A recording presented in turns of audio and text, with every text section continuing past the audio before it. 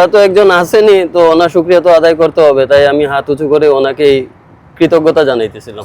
যে ভালো খেলবে ওই জিতবে, ওইগুলা নিয়ে টেনশন করতেছি না, যেটা কপালে আছে ওইটাই হবে।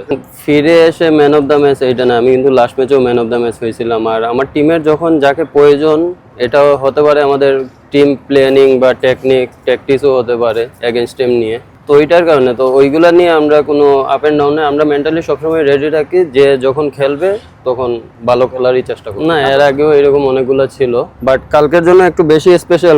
কালকে আমাদের ডুয়েট ডাই ম্যাচ ছিল, তো এটা কালকের জন্য একটু বেশি স্পেশাল। ডেডিকেট আমার টিমের জন্যই থাক, আমরা সবাই অনেক হার্ডওয়ার্ক করতেছি, আলহামদুলিল্লাহ।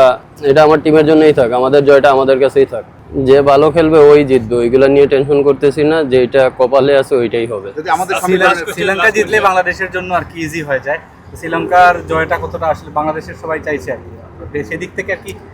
কিন্তু ওইটাই বললাম, যারা ভালো খেলবে ওরাই জিতবে। স্পেসিফিক ভাবে কাউকে সাপোর্ট করা বা কারোর জন্য দোয়া করা, এটা প্রয়োজন আমি মনে করতেছি না। যেটা লেখা আছে কপালে ওইটাই হবে, তো আমরা এটা নিয়ে এত ভাবতেছি না, যা হবার তাই হবে। আমি আতিক ভাই, সত্যি কথা বলতে আমি সবসময় রেডি থাকি খেলার জন্য, যখনই সুযোগ আসে চেষ্টা করি নিজের সর্বোচ্চটা দেওয়ার, এবং আলহামদুলিল্লাহ অনেক সময় হয় অনেক সময় হয় না, বাট এটার জন্য আল্লাহ তাআলা লাখ লাখ শুকরিয়া আমি যে এইভাবে পারফর্ম করতে পারি। যুক্তরাষ্ট্রের 1 নম্বর জিম চেইন গোল্ড জিম এখন আবারও বাংলাদেশে।